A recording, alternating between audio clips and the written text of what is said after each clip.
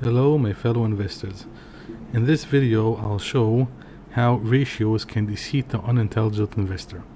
So I made here a theoretical example of two companies which are exactly the same, besides that one company is more efficient than the other. And I'll spread out all the numbers for the next 10 years and you see how it looks. So we took two companies, they're both selling burgers. They both have 10 locations in the same exact city. Both companies buy from the same supplier at the same price once a week, all the supplies, so none of them have amounts receivable or payables. Everything is in cash. Both companies don't have debt. Both companies decide they're not buying any more stores until they have cash front up. They pay for it, they're not taking any debt. And both companies sell the product at the same price. So both companies are buying a burger for $1 and they're selling the burger for $4. So company A has 10 stores and they're selling in each one 100 burgers a day. Company B, which is less efficient and the managers are less efficient and they pay low wages, so the waiters are less efficient and everything is less efficient, they're only selling $80 80 burgers a day. Company A has 10 stores, so they're selling 100 burgers in each store times 10 stores, 1,000 burgers a day. Company B is selling 800 burgers a day. So company A, in an entire year, we want to figure out how everything looks in an entire year. They sold in the first year 365,000 burgers at $4 a burger. That was 1,460,000, and it cost them 365,000. Company B, they sold only 80 burgers per day in each store, so they sold in the first year 292,000 burgers at 1,168,000. Now, Company A isn't efficient for no reason. The managers are better. They're paying higher wages. They're paying for the managers more. And let's say once every 2-3 months they'll take out all the employees to a trip to make them more efficient, or they'll take them to webinars. They invest in their employees to be better. And Company A also invests more money in their maintenance. They don't wait like Company B until the chair is totally broken before they throw it out. They don't wait until the cutlery totally looks disgusting before they throw it out. So in all the numbers I made, Company A is paying the SGA 10% more than Company B, and they're paying maintenance or capital expenditure 10% more. And now I'll put out all the data for the next 10 years, and you'll see how Company A, which is 25% more efficient, they're selling 100 burgers per each store, while the Company B is selling 80 burgers, and you'll see how it looks out throughout the next 10 years, and how easy a ratio is to deceit. So here we have Company A. In the first year, 2012, they sold 1.46 million. The cost of the product was 365,000. Their gross margin was 1.95 million, 75% gross margin. The SG&A was 401,500. I made it 10% more expensive than Company B. That we'll see in the next sheet. The maintenance also 401,000. So the total operating expenses is 1.168 million. The net revenue was 292,000, which is 20%. Inventories is 28%. They buy the supplies once a week. So the way to calculate is you take the cost of revenue, which is 365,000, and divide it by 52 weeks. So in the last week, they were left with 28. In the end of the year, they were left with 28,000 inventories. The capital expenditure, that was the maintenance, was 401,000. The first year, they had 10 stores. Now, the difference between Company A and Company B, the Company A, when they started off and they bought their first 10 stores, they paid for those 10 stores, those 10 locations, they paid for it $20 million. While Company B, they got a great deal and they bought their 10 locations for $10 million. And now we'll see how everything looks out in the next 10 years. Company B looks way better than Company A, although in every single category, Company A is more efficient, has a better growth. So over here we did the cash. In the end of the year, Company A had $292,000 cash. The total assets was the $20 million they paid at cost value for the locations plus 292,000. So the total assets was 292,000. The PPE, which is the 20 locations, was 20 million. Total equity, in this case, I did the same as total assets. The total investment, I did the 20 million they invested in their 10 stores, plus the capital expenditure for the first year, I did 401,000. So the total investment in the company was 20,401,000. Now the turnover ratio, that means how much time they sold all their products. It was 52 times a year. Every week they change it over. So that in this case it doesn't make a difference. Return on assets. So I took the total return, 292,000, divided to the 20 million. It comes at 1.4%. Return on equity. In this case, the total equity of the company is the same as the total assets. Right now it didn't grow. They have no debt. Return on invested capital. So over here we take the 292,000 they earned at the end of the year, divided to the 20,401,000 they invested. It comes out 1%. Return on PPE. So that's how much they have a return on the value of the 20 stores and the 10 stores. It's 20 million. It's 1.4%. Return on SGA. So over here I calculated the net revenue on the 401 million. So it comes out 72%. Now both companies have 1 million shares. The first company, Company A, in the first year had a earnings per share of 29 cents. The book value, which is their total equity divided to 1 million shares, is 2029. So that was the first year. Now Company A, it's more efficient, and not only are they selling 100 burgers while Company B is selling 80 burgers, they're also more efficient in their growth. So the next year, in 2013, they had organic growth of 10%. So they got what they sold in 2012, they added on 10%. So the next year they sold 6 million, and the cost of revenue was a quarter.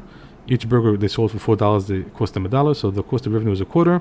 Same, the gross margin percentage is the same thing. Now SG&A stayed the same thing. They didn't cost them more money. They have the same amount of stores, so the SG&A didn't go up, and the maintenance didn't go up. At the same 10 stores, the same cost. In the end of the second year, they earned 401,000. The net margin is 25%. Inventories in the last week was left over is 30 million.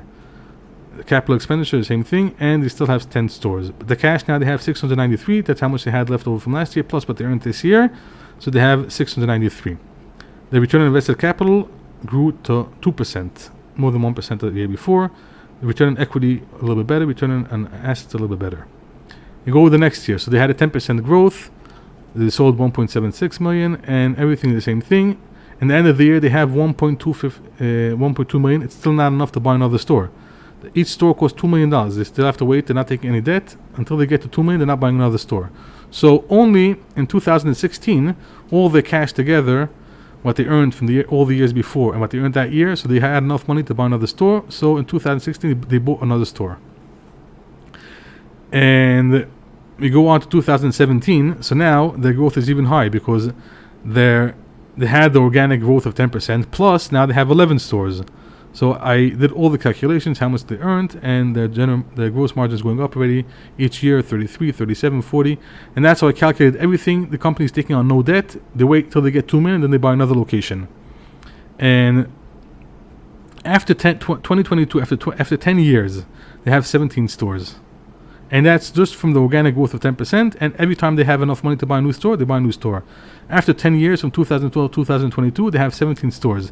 Now, their return on assets is 10%. The return on equity, in this case, is the same thing. Return on invested capital is 9%. Yeah?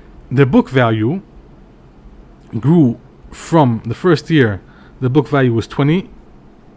And it grew after 10 years. The book value grew only to $36, which is 80%. The earnings per share grew almost 1,000%. It went up from 29 cents in the first year. The earnings per share went up after 10 years. It's 377, which is 900%, close to 900%. That's Company A. Now, Company A is way better than Company B. It's selling 25% more in each store. Their growth is 10% a year. And Company B is only selling 80 burgers, and their growth for each year I did as 8%. So Company B, they start off the first year with sales of 1.168. That's how much it comes out for 80 burgers per day times 10 stores times 365 stores, 365 days a year. And I calculated everything the same exact thing. They have a growth, Company B, which is a little less efficient, they only grew at 8% the next year. And the same thing, they're not taking on any debt. The SG&A is lower. Over here I did 292,000. And in Company A, I did 441,000. Maintenance in Company A was 441,000. In Company B, 292,000. It's everything I did 10% more. Now, their gross margin, that's the first thing we'll see the difference. They have in 2012 25%, 28%, 32, 35, 38. In 2017, they're up to 40%. Yeah. Company A in 2017, here you have in 2017. Over here already caught up. It's 40.8% in 2017. In Company B, in 2017, so it took Company A 5 years to catch on the gross margins. But if we look at the return on invested capital, let's say that's a very, very big number. So company B, which is less efficient, was 3%, 3%, 4%, 5. After 10 years, the return on invested capital is 11%. Now, company A, the return on invested capital after 10 years is still only 9%. So if we look at the ratios, everything in company B screams that it's better. Besides the net margin and the return on return on SGA, everything looks better in company B. The return on invested capital, even after 10 years, return on equity, everything looks better in company B. The only thing company A is better is that company A after 10 years had 17 stores, while company B only had 13 stores, and that's a huge difference. But and usually we want to compare two companies, it wouldn't be the same exact thing. And we start off at 10 stores, and each one, every company is run differently. One company started with 300 stores, the other company started with 50 stores. We can't compare it like this. And we'll see even in company in the book value. The book value of company B was almost $21 after 10 years, and it started off at $10, right? Because you looked at 10 million divided to a million shares, it's $10. So the book value of company B, which is less efficient, grew 100%, while the book value of company A grew only 80%. But the earnings per share, we'll see that's a big difference. The earnings per share in company A started off at 29 cents, and after 10 years, it's up to $1.76. So this is way, way, way lower than company A, which grew 900% after 10 years. So basically, if we look only at the ratios, company B looks better. Now, earnings per share, we can't compare two companies because one company maybe had more buybacks, or maybe they sold them, or they issued more shares. So we can't compare two companies by the earnings per share, the growth, because maybe a company made a split or reverse split. Tons of things could be. We can't take two companies and see how much the earnings per share was 10 years ago and now, and compare two companies. But the growth, the ratio is the same thing. The return on assets, return on invested capital, that's the same thing. We could check it out throughout all the years. So if an investor would have approached these two companies based only on the ratios and the paper analysis, the way I like to call it, everything screams the company B is better. But if the same investor would have approached this investment in a totally different way, he wouldn't even look at the numbers. He would have decided to go to both of the stores and check them out. He would have seen right away the company A is way better than company B. He would see right away that people are more happy, the customers are happier, everything was faster, everything is more fluent, everything is more efficient, the furniture looks nice, the cutlery looks nice, everything looks better in company A. And then he would have come up to check the numbers. He would have seen, wait, something is wrong. Why is company B's numbers look better? And then maybe he would have found that right away. He would have seen it. He would have found the reason why company B's numbers look on paper better, while actually they're worse. Now, if company B, instead of putting all their assets at cost value, which is they paid for $10 million, if they put in everything at $10 million and they grew from there, so that's how the numbers would look. We have the return on invested capital 3, 4, everything will grow up. After 10 years, it will be up to 11%. If the company would have chosen to put their assets, to value the assets not at the cost, but at the fair value, how much they're worth today, so this is how the numbers would look. Return on invested capital 1, 2, and after 10 years, it will be only at 7%. So that's if the company would have put the assets, value the assets at the current value, not at the cost. So some companies, every year they check their assets, how much they're worth, and they change it every year. Some companies just leave it at the cost. So there's a reason why Benjamin Graham writes in his book, Interpretation of Financial Statements, that you need to be very careful when you look at assets, because companies could maybe overvalue them or they could undervalue them. So the whole reason why company B number look way, way better than company A is because they left their assets at the cost of value and not at their current value. So this is just a theoretical example how ratios could totally deceive the unintelligent investor.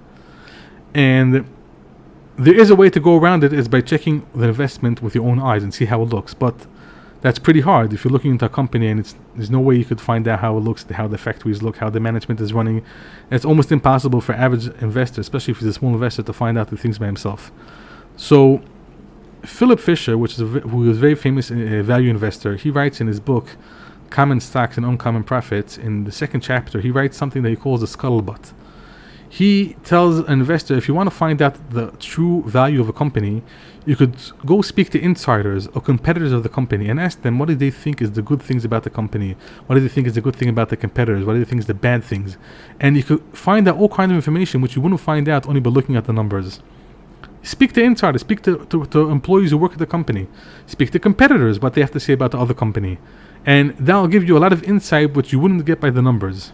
So that's also a very good idea if you want to buy a store and you know a guy who works, or you know a friend who knows a friend who works in that store. Ask him, what does he say about the management? What does he say about the company? That will give a lot of insight into the company, but you wouldn't see on the numbers. Thank you very much, and I hope you enjoyed this video.